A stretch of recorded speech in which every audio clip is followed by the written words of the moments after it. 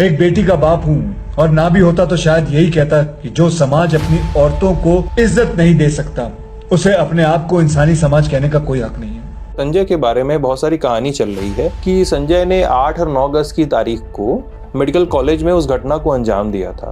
आपको लगता है कि आपका बेटा वो काम किया? संजय की तरह इंसान सब पैदा ले जिसका माँ के कोख में आए, मेरा बच्चा की तरह इंसान सब कोई जन्म हुए। कोलकाता आरजेकर मेडिकल कॉलेज में जो दरिंदगीपूर्ण घटना घटित की गई है उसके लगभग हर पहलुओं की जानकारी आपको प्राप्त होती रही है। अब तक का घटनाक्रम जिस तरह का रहा है उसमें घटना घटने से लेकर सीबीआई की जांच तक रोज कुछ न कुछ अपडेट सामने आते रहे हैं, जिसमें रोज कोई नई बात जुड़ जाती है तो कुछ पुरानी बातें कट जाती हैं। इसका प्रमुख कारण यह है कि सीबीआई बड़े जोर शोर से बड़ी गहराई के साथ इस केस की जांच कर रही है। सीबीआई को कुछ ऐसे साक्ष्य भी प्राप्त हुए हैं जिनसे सीबीआई के हाथ मजबूत हुए हैं, परंतु सीबीआई के जांच में अभी कुछ बाधाएं भी हैं। इसका प्रमुख कारण अभियुक्तों के द्वारा साक्ष्यों का मिटा दिया जाना है। पुलिस द्वारा भी निष्पक्ष जांच करने में कोताही करना कहीं न कहीं इसका कारण है, जैसे जल्दी से पुलिस द्वारा लाश की पोस्टमार्टम करवाया जाना और उसी कॉलेज में करवाया जाना जहां घटना घटित हुई है, और पहले से आए हुए 2 अन्य लाशों का अंतिम संस्कार रोककर बहुत त्वरित रूप से डॉक्टर लड़की की लाश को जलवा दिया जाना, एवं सारे काम किए जाने के बाद 19-20 घंटे की देरी से रात 11:45 पर एफआईआर कायम करना पुलिस की एक बहुत बड़ी कमी और निष्पक्ष न होने की बात को प्रमाणित करती है। वैसे तो पुलिस बिना एफआईआर किए एक कदम भी आगे न बढ़ने की बात किया करती है, पर इस केस में पुलिस के सारे सिद्धांत और नियम न जाने कहां चले गए थे। इतना ही नहीं, पोस्टमार्टम करने वाले डॉक्टरों के समूह में जिस डॉक्टर की भूमिका अहम थी उसने भी बड़ी चालाकीपूर्ण ढंग से पोस्टमार्टम रिपोर्ट तैयार किए हैं, जिसमें उसमें ऐसे बिंदुओं पर रिपोर्ट के कॉलम ही खाली छोड़ दिए हैं जिनके आधार पर फांसी की सजा दिया जाना संभव हो पाता है। अन्यथा फांसी की सजा दिया जाना इतना सरल काम नहीं होता जैसा कि समझा जाता है। यद्यपि कांड की सजा के लिए फांसी भी शायद कम पड़ जाए। यह सब कुछ क्राइम केस की बारीकियों को जानने वाले साथित डॉक्टर प्रिंसिपल संदीप घोष की योजना के अनुसार किया गया है। घटना की जांच को लेकर पुलिस द्वारा हीला हवाली बरतने व निष्पक्षता न बरते जाने के कारण ही तो जनसमूह की प्रबल मांगों को लेकर कोर्ट द्वारा मामले की जांच करने का जिम्मा सीबीआई को सौंपा गया। इस केस की हर पहलू को उजागर करने और अभियुक्तों को पर्याप्त साक्ष्यों के साथ सजा दिलवाने का जिम्मा सीबीआई को सौंप दिया गया है।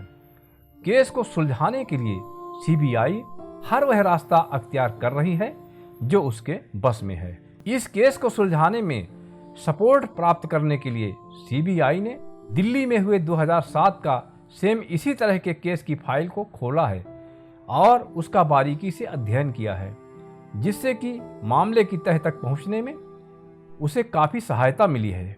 परंतु विडंबना यह है कि सीबीआई ने अभी तक इस केस को सुलझाने के लिए जितना प्रयास किया है, इस केस में उतने ही नए नए उलझावों ने जन्म ले लिया है।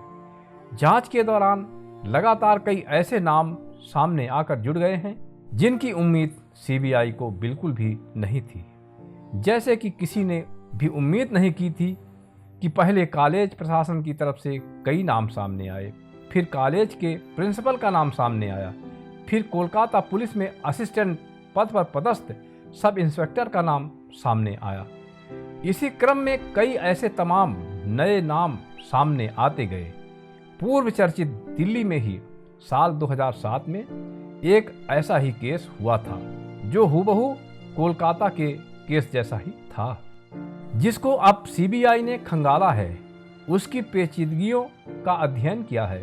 हो सकता है कि सीबीआई को उस केस के बलबूते पर कुछ ऐसे क्लू या पेच मिल जाएं जो इस केस को सुलझाने में सीबीआई की मदद कर सके। दोस्तों, 2007 में दिल्ली में हुए उस केस को देखकर पूरा देश सन्न रह गया था। सेम उसी प्रकार की घटना एक बार फिर से कोलकाता के आरजीकर मेडिकल कॉलेज में घटित हो गई है। सीबीआई आखिरकार इन दोनों केसों को क्यों एक साथ जोड़कर देख रही है? आपको यह भी जान लेना चाहिए, वह घटना 2007 में घटने वाली दिल्ली के एक सरकारी हॉस्पिटल की घटना थी। वहां भी एक लड़की नर्स थी, वह ड्यूटी के लिए हॉस्पिटल आई थी। उसके साथ वैसी ही घटना घटती है जैसे कि आप बंगाल के डॉक्टर केस में देख रहे हैं। सीबीआई दिल्ली के उस 2007 के केस की फाइल को काफी मेहनत के साथ अध्ययन किया है। अब इस कोलकाता कांड में आपको देखना यह है कि इस केस में संदीप घोष की गर्लफ्रेंड की एंट्री कहां से हो गई और वह गर्लफ्रेंड लड़की कौन है। आपको यह भी देखना है कि सीबीआई के पॉलीग्राफ टेस्ट के नतीजे क्या आए हैं, किन किन अभियुक्तों ने किस प्रकार के बयान दिए हैं, किस प्रकार से अपराध को स्वीकारा है, क्या उनके बयान उन दोषियों को फांसी के फंदे तक ले जाने में सक्षम हैं या नहीं। आज इस वीडियो के माध्यम से हम सब कुछ अलग अलग बताएंगे। यह सब कुछ जानने के लिए आपको वीडियो को अंत तक देखना चाहिए। इस वीडियो का लक्ष्य सिर्फ आप सभी को जागरूक करना है, जिससे आप इस तरह के हादसों से अपने आप को बचा सकें। आप भले ही चैनल को सब्सक्राइब ना करें, परंतु इस वीडियो को एक लाइक देकर इस मुहिम का हिस्सा अवश्य बनिए। तो चलते हैं क्राइम सीन की ओर। 2007 के केस के तार 2024 के इस केस से कैसे जुड़ सकते हैं, यह भी हम आपको बताएंगे। अभी सबसे पहले आप 2007 की दिल्ली की घटना के संदर्भ को समझ लीजिए। घटना का डेट 20 सितंबर 2007 होता है। उसमें भी घटना एक लड़की के साथ घटित होती है। उस लड़की का नाम हम यहाँ नहीं बता सकते। उसे दिल्ली के जनकपुरी इलाके में अपने बहन के घर जाना था। आखिरी बार 8:30 बजे उस लड़की को डॉक्टर के मेस में देखा जाता है। जैसे कोलकाता के केस में सुबह के पहर की यह घटना बताई जा रही है, मतलब 12-1 बजे के आसपास के डिनर के बाद की। यहाँ कहानी थोड़ी सी अलग थी। करीब 10 बजे वह अपनी बहन को फोन करती है और बोलती है कि कल मैं आऊंगी, और उसके बाद वह कपड़े चेंज करके हॉस्टल ब्लॉक में आराम करने चली जाती है। अब इसके बाद दूसरे दिन उसकी बहन जब उसे बार बार फोन करती है, फिर भी वह नर्स लड़की फोन नहीं उठाती और बड़ी बहन की उसकी छोटी बहन से कोई बातचीत नहीं हो पाती। तब दूसरे दिन उसकी बड़ी बहन घबराकर खुद उसके पास पहुंच जाती है और उसको उठाकर देखती है तो बड़ी बहन के पैरों के नीचे से जैसे जमीन खिसक जाती है। होता यह है कि वह अपनी छोटी बहन को, जो नर्स थी, उसे मृत अवस्था में पाती है। उसके बाद बिल्कुल वही कहानी दोहराई जाती है जो कोलकाता कांड में होता है। इस दिल्ली कांड को भी सुसाइड का एंगल दिया जाता है। इसमें भी अस्पताल के लोग ऐसा ही दबाव बना रहे होते हैं। उसके बाद जब छात्र और बाकी लोग दबाव बनाते हैं या प्रदर्शन करते हैं, मांग उठाते हैं, तब फिर उस केस की जांच करवाई जाती है और जांच में जो पता चलता है उसके अनुसार बिल्कुल एक ऐसा ही रैकेट वहां भी पाया जाता है। और ठीक उसी प्रकार से रैकेट का होना कोलकाता कांड में भी पाया गया है। बात रैकेट तक ही नहीं रुकती, बल्कि बात यह होती है कि जिस लड़की का वजन 45 किलो था, उस लड़की का वजन अचानक से 15 किलो कैसे कम हो गया। यह दिल्ली वाले कांड में प्रश्न खड़ा हुआ था और इसका सवाल का उत्तर किसी को पता नहीं चल पाया। और उसके बाद एक उससे भी बड़ी बात यह थी कि बहुत से लोगों को यह समझ में नहीं आया कि ब्रेन मैपिंग के बाद भी जो संदिग्ध आरोपी थे उनके द्वारा कोई सबूत नहीं मिल पाए और आज 17 साल बाद भी इस केस में इंसाफ नहीं हो पाया है। और यह बताने के लिए काफ़ी है कि जो उस लड़की के साथ हुआ था उसी प्रकार से इस लड़की के साथ भी हुआ है। और सबसे बड़ी बात यह थी कि जब उस केस की जांच हुई तो पता चला कि उस केस में जो नर्स लड़की थी उसके पेट में जो खरोंच थे उसको साफ किया गया था। वहाँ एक डॉक्टर था, उसने कई तरह की बारीकियों के साथ सबूत मिटाने का काम किया था। अब जबकि यह कोलकाता कांड हुआ है और अगर दिल्ली केस की फाइल को सीबीआई ने पढ़ा है तो संभव है कि सीबीआई को यह पता लगा होगा कि इस केस में भी तो ऐसा कोई सरगना नहीं है जिसके द्वारा सबूत मिटाने का काम योजनाबद्ध रूप में किया गया। हालांकि डॉक्टर लड़की की लाश के पास सैलाइन वाटर का जो पाउच मिलने की बात सामने आई है, फिर उसे गायब कर दिया गया, कहीं वह भी तो सबूत मिटाने की कोई प्रक्रिया का एक अहम हिस्सा नहीं था। सूत्रों के अनुसार संदीप घोष, जिसे सीबीआई ने सबसे अधिक शक के घेरे में लिया है, वह एक बेहद शातिर डॉक्टर है और यौन दुष्कर्म और हत्या जैसे केस के सबसे अहम सबूत क्या हो सकते हैं, इन बारीकियों को वह बहुत बारीकी से जानता है। सूत्रों के अनुसार संदीप घोष को ही इस कांड का मास्टरमाइंड व कर्ता धर्ता माना जा रहा है।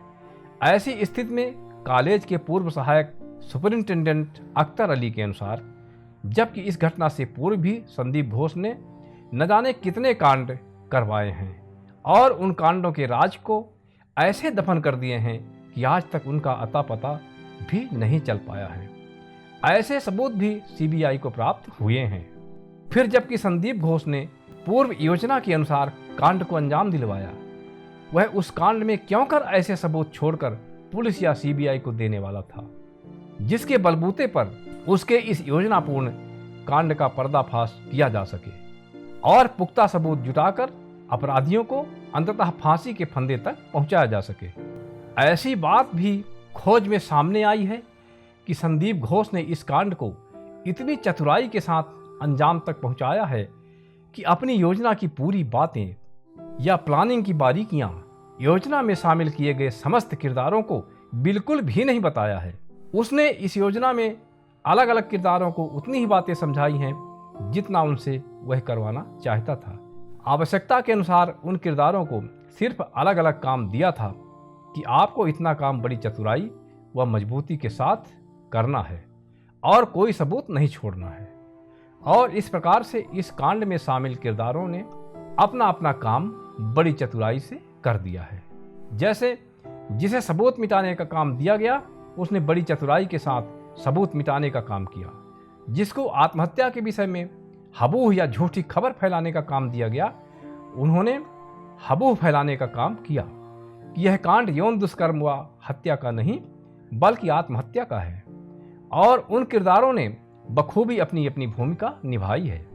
जहां तक सबूत मिटाने की बात है, और जैसा कि पोस्टमार्टम रिपोर्ट भी गुमराह करने की मंशा से तैयार करवाया गया है, वहां कुछ जानकारों का यह भी मानना है कि वह डॉक्टर जिसने संदीप घोष के फेवर में होकर पोस्टमार्टम रिपोर्ट तैयार किए हैं, वही डॉक्टर यह बड़ी उत्सुकता के साथ क्यों लिखने के लिए तैयार रहता है कि पीड़िता के गुप्तांग के अंदर 151 मिलीग्राम लिक्विड पाया गया है। इस बात को वह छिपाता क्यों नहीं? जानकारों के अनुसार यहाँ 151 mg लिक्विड का पाया जाना देखकर लगता है कि यौन दुष्कर्म को सामूहिक यौन दुष्कर्म और सामूहिक हत्याकांड बनाने का एक प्रयास किया गया है।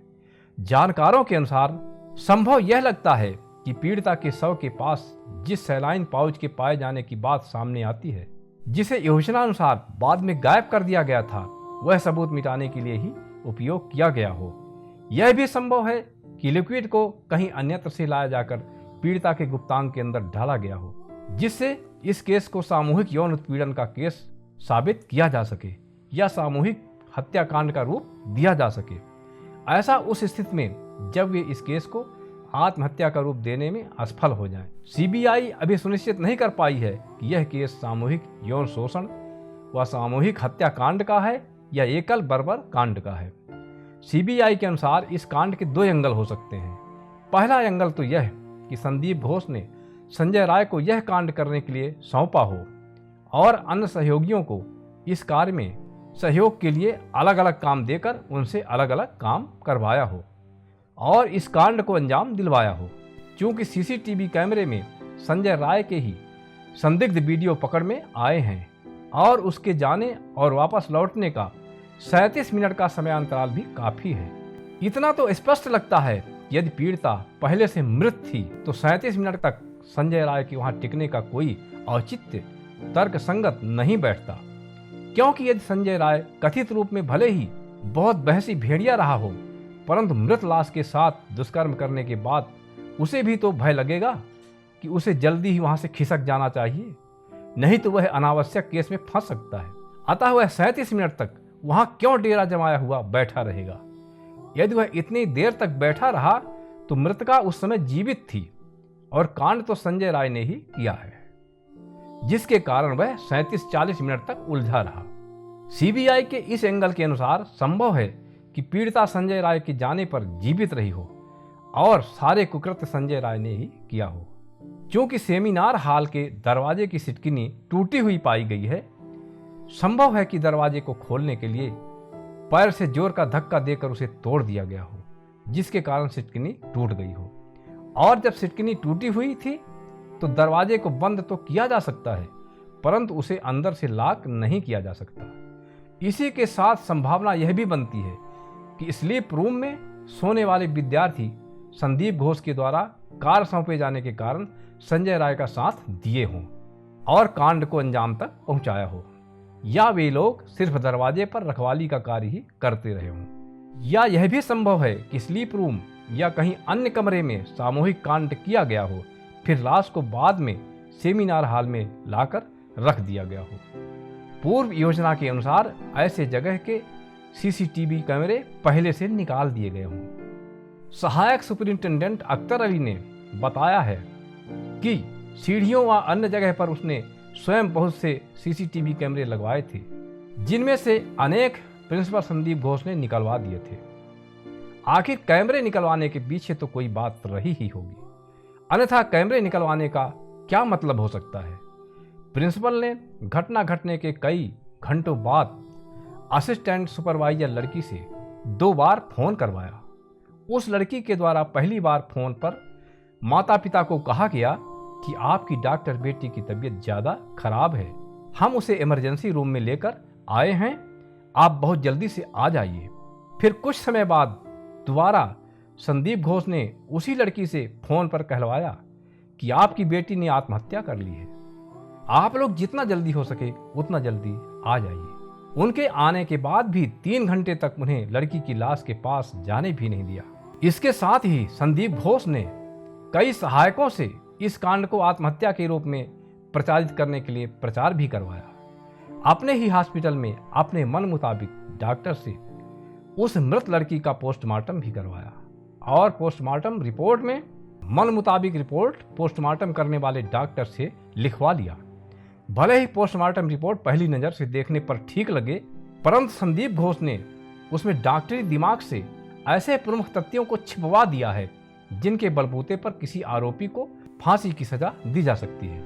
चाहे जैसा भी किया गया हो, परंतु कांड को अंजाम देने से लेकर सबूत मिटाने व कांड को आत्महत्या का रूप दिए जाने आदि सभी फ्रॉड कार्यों के लिए संपूर्ण प्रयास संदीप घोष द्वारा ही किए गए हैं, इसमें दो राय नहीं है, ऐसा जानकारों का मानना है। हर हालत में संदीप घोष इस कांड का मास्टरमाइंड और जिम्मेवार व्यक्ति है, इससे इनकार नहीं किया जा सकता। यह उसके द्वारा सूचना पाने के बाद भी 1 घंटे देर से आने से लेकर अन्य की गई समस्त हरकतें और उसके हाव भाव बताते हैं, उसके पूर्व के इतिहास व जीवन शैली भी बताती है। ऐसा माना जा रहा है कि अब तक सीबीआई कुछ ठोस निष्कर्षों तक पहुंच गई है। यद्यप सीबीआई अपने प्राप्त तथ्यों का प्रकाशन नहीं करती, परंतु अभी तक सीबीआई की गतिविधियां बता रही हैं उसके पास पुख्ता सबूतों का अभाव तो है। इसी वजह से वह निशाने पर लिए गए सभी अभियुक्तों का साइको टेस्ट एवं पॉलीग्राफी टेस्ट करवाया है। हालांकि यह जानकारी सामने आई थी कि जब यह घटना हुई थी उसके 2-3 दिन बाद संदीप घोष की भूमिका सबसे पहले शक के घेरे में आई थी, क्योंकि संदीप घोष के बारे में जब कॉलेज के अंदर पता किया गया था तो यह पता चला था कि प्रिंसिपल बहुत रंगीन मिजाज का आदमी था और वह अनेक कारनामे करता था।